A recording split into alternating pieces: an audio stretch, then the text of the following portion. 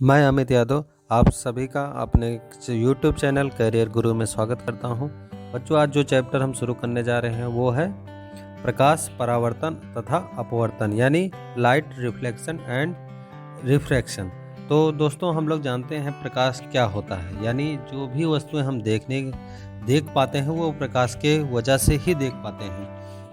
तो प्रकाश को हम क्या कह सकते हैं, एक प्रकार की ऊर्जा कह सकते हैं जो हमारी आंखों में क्या करता है, संवेदना उत्पन्न करता है। क्या करता है? संवेदना उत्पन्न करता है।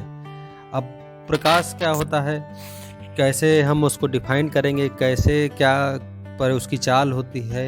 जैसे प्रकाश जहाँ पर कोई भी निर्वात होता है, निर्वात यानी आकाश पृथ्वी से बाहर में जो होता है, प्रकाश की चाल 3 × 10⁸ मीटर प्रति सेकंड होती है। यानी प्रकाश की जो चाल होती है निर्वात में वो 3 × 10⁸ मीटर प्रति सेकंड होती है। अब देखते हैं जो वस्तुएं हम देख पाते हैं और प्रकाश के स्रोत या परावर्तन के आधार पे ये क्या करते हैं, कितने प्रकार की होती हैं? 2 प्रकार की होती हैं। जैसे दीप्त वस्तुएं, वे वस्तुएं जो स्वतः क्या करती हैं, प्रकाश उत्पन्न करती हैं, दीप्त वस्तुएं कहलाती हैं। जैसे हम सूर्य कह सकते हैं, बल्ब कह सकते हैं, यानी बिजली के थ्रू ही बल्ब जलता है लेकिन क्या होता है, प्रकाश उत्पन्न करता है। मोमबत्ती है, आदि सभी वस्तुएं क्या हैं, दीप्त वस्तुएं हैं। अदीप्त वस्तुएं क्या होती हैं? वे वस्तुएं जो स्वयं प्रकाश उत्पन्न नहीं करती हैं, यानी वे दूसरे के प्रकाश से चमकती हैं। जैसे चंद्रमा है, कुर्सी है, मेज है, आदि क्या होती हैं, दूसरे के चंद्रमा का स्वतः कोई अपना प्रकाश नहीं होता। वो पृथ्वी जब सूर्य के प्रकाश को पहले अवशोषित करता है तब वो क्या करता है, उसी प्रकाश को रिफ्लेक्ट करता है, यानी परावर्तित करता है। तो हमें वो प्रकाश क्या है, चंद्रमा चमकता हुआ दिखाई देता है। अब चलते हैं प्रकाश की किरण। प्रकाश की किरण कितने प्रकार से आती हैं, ठीक है। तो अब हम यहाँ पे 3 प्रकार से प्रकाश की किरणों को आते और जाते हुए निर्धारित करेंगे।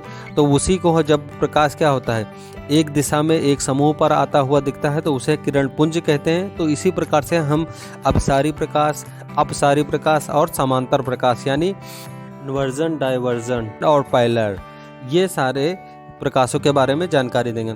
अपसारी प्रकाश क्या होता है, जब क्या होता है, प्रकाश किसी एक बिंदु पर कई सारी किरणों से आते हुए मिलता है तो उसे अभिसारी प्रकाश किरण कहते हैं या प्रकाश पुंज कहते हैं। इसे कन्वर्जेंट कहते हैं, यानी अभिसारी प्रकाश, कन्वर्जेंट उसे बोल देंगे। अपसारी में क्या होता है, जब एक बिंदु स्रोत से प्रकाश क्या होता है, फैलता है और क्या होता है, चारों तरफ फैल जाता है, तो वो क्या होता है, एक बिंदु से प्रकाश फैलते हुए चलता है, तो उसे हम अपसारी प्रकाश किरण पुंज कहते हैं।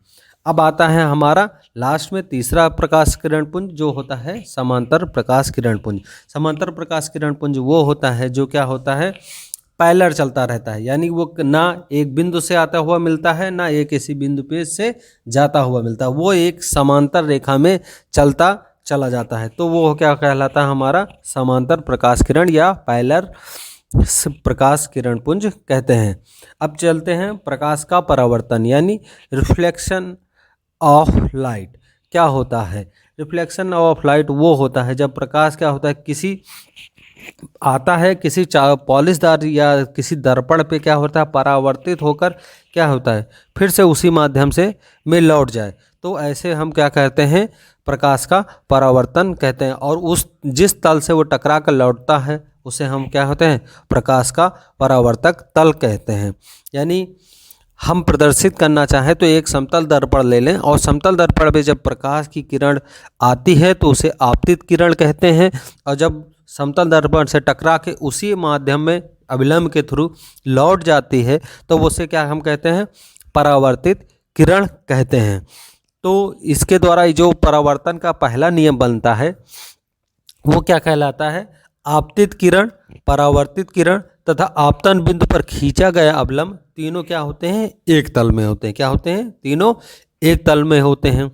और इसी के थ्रू जो परावर्तन का दूसरा नियम तैयार होता है, यानी लॉ ऑफ रिफ्लेक्शन क्या होता है, वो दूसरा नियम कहता है आपतन कोण तथा परावर्तन कोण सदैव क्या होते हैं, बराबर होते हैं। क्या होते हैं, आपतन कोण और परावर्तन कोण सदैव बराबर होते हैं।